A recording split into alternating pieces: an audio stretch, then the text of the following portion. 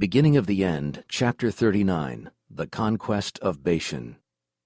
This chapter is based on Deuteronomy chapter 2 and chapter 3, verses 1 to 11. After passing south of Edom, the Israelites turned north toward the Promised Land. Their route now lay over a vast high plain swept by cool, fresh breezes, a welcome change from the hot, dry valley.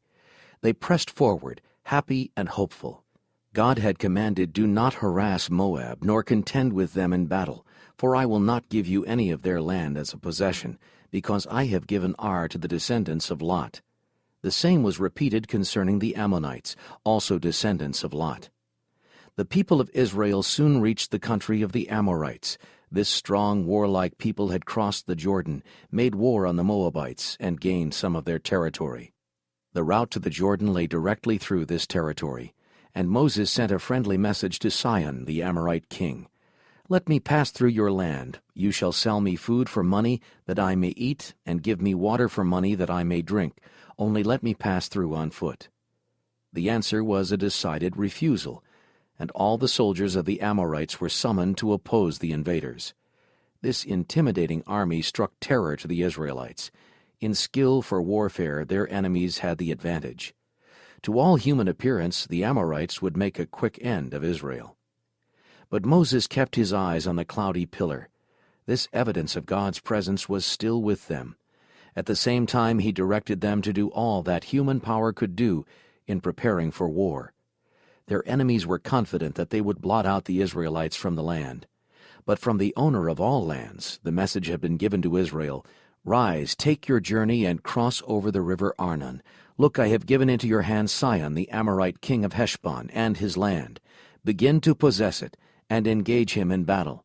This day will I begin to put the dread of you and fear of you upon the nations under the whole heaven, who shall hear the report of you, and shall tremble and be in anguish because of you." How God revealed his love to wicked nations. These nations on the borders of Canaan would have been spared if they had not stood to oppose Israel in defiance of God's word. The Lord gave Abraham the promise, "In the 4th generation they shall return here, for the iniquity of the Amorites is not yet complete." Genesis chapter 15, verse 16. God spared them for 400 years to give unmistakable evidence that he was the only true God. All his miracles in bringing Israel from Egypt were familiar to them.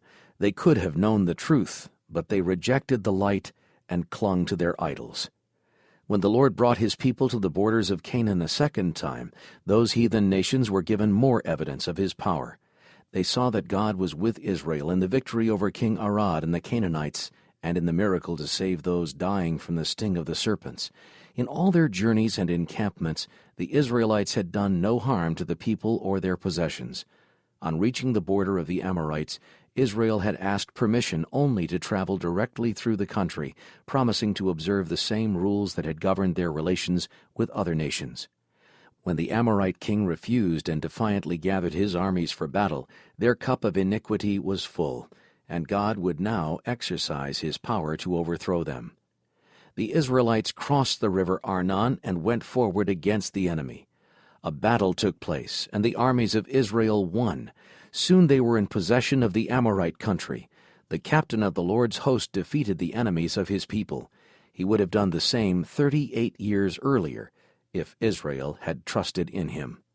The army of Israel eagerly pressed forward and soon reached a country that might well test their courage and faith in God.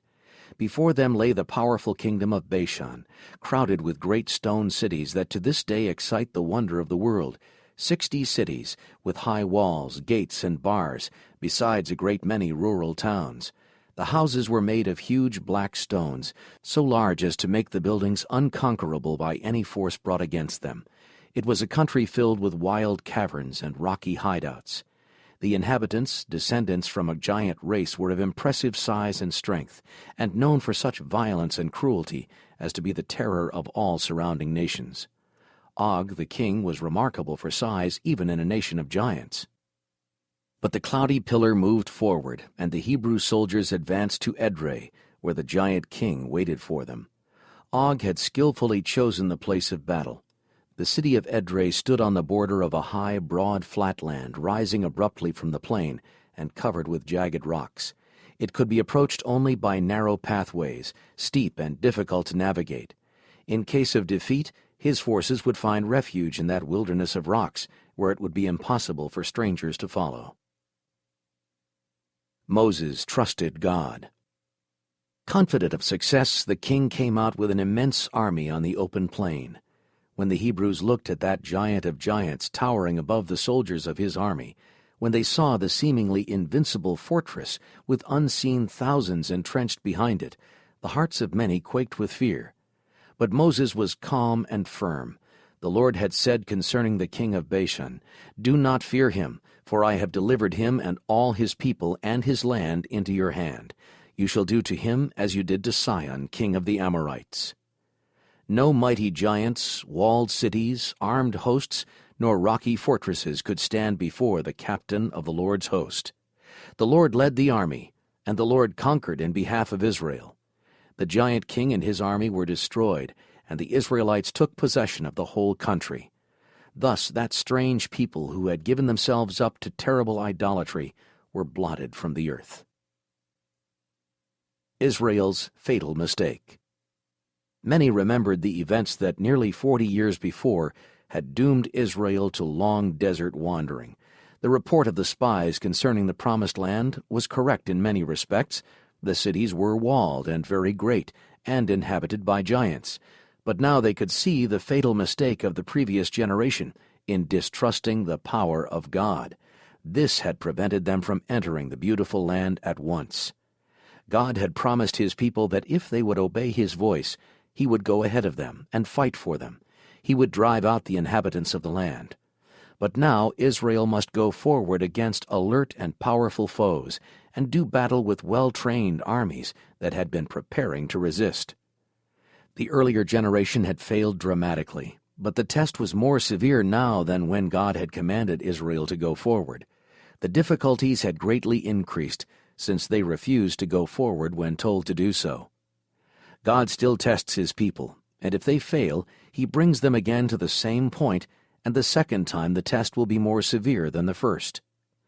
The mighty God of Israel is our God. In him we may trust, and if we obey his requirements, he will work for us as he did for his ancient people.